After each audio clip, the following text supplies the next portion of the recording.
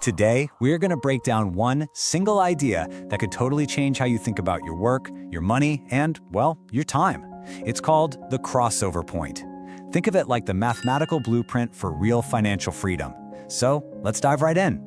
Just think about your morning. Did you wake up because you wanted to, or because an alarm clock told you that you had to? For most of us, we're on a treadmill. We trade our actual life energy hour after hour for a paycheck just to keep the whole thing running. It's a cycle that can feel completely endless. But what if I told you there's a specific mathematical moment where that treadmill could just stop? A point where the rules of the game just completely flip.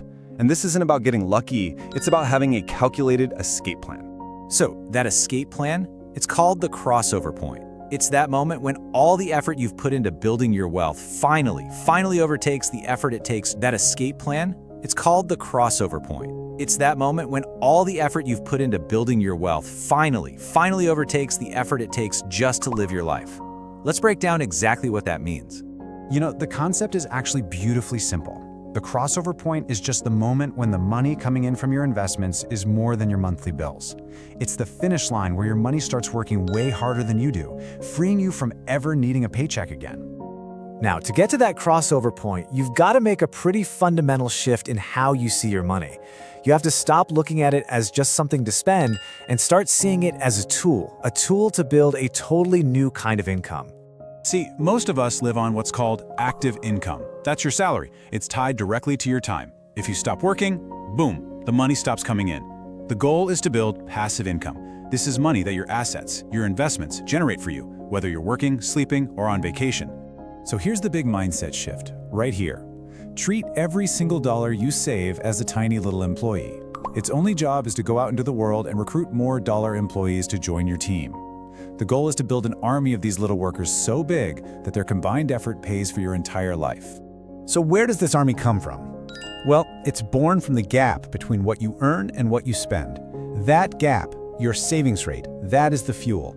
It is the single most powerful lever you have to get to the crossover point faster. The bigger the gap, the more employees you can hire every single month.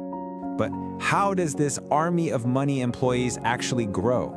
It's not just about you adding more from your paycheck. There's a really powerful force at play here that does most of the heavy lifting for you.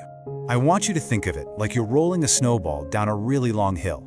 At the very beginning, it's tiny, and the progress feels so painfully slow. You're doing all the pushing. You put in a few $100, and the growth at the end of the year is, well, it's barely noticeable. Honestly, this is the part where most people just give up. But if you just stick with it, something kind of magical happens. While your own contributions might stay the same, the growth from your investments, that's the snowball rolling all on its own. It starts to speed up, it gets bigger, and then bigger, until eventually, your money is generating way more new wealth than you are. Your employees are now hiring faster than you are. This, right here, is the power of compound interest. It's not just your money making money, it's your money's money making more money. And getting this, it isn't just a financial tip, it's like a fundamental law of building wealth. Okay, so the concept is powerful, I get it. But let's make it real.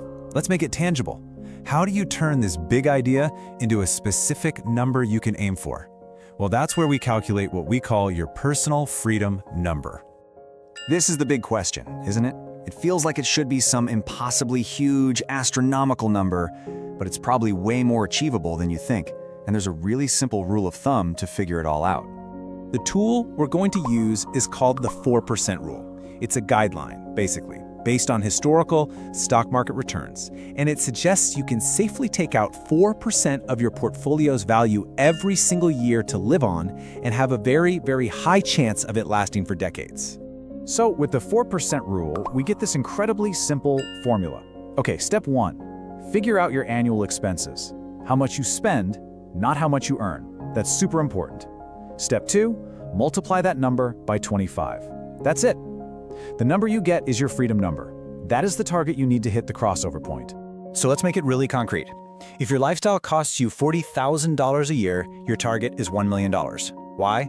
Because 4% of $1 million is, you guessed it, $40,000. Your investments can now literally generate your annual salary, basically forever. Now, I know a number like $1 million can feel, well, a little intimidating. But the good news is, you don't have to wait until you hit 100% of that goal to start feeling the benefits. There's a major milestone along the way that just changes everything. This huge milestone is called Coast Fire. It's the point where you've invested enough money that even if you stopped saving completely, not another dollar, the snowball is now big enough that it'll just keep rolling on its own and reach your full freedom number by a normal retirement age. And let me tell you, this is a profoundly liberating moment. Once you hit Coast Fire, that desperate need to save for the future and climb the corporate ladder, it just vanishes. Your future is secure.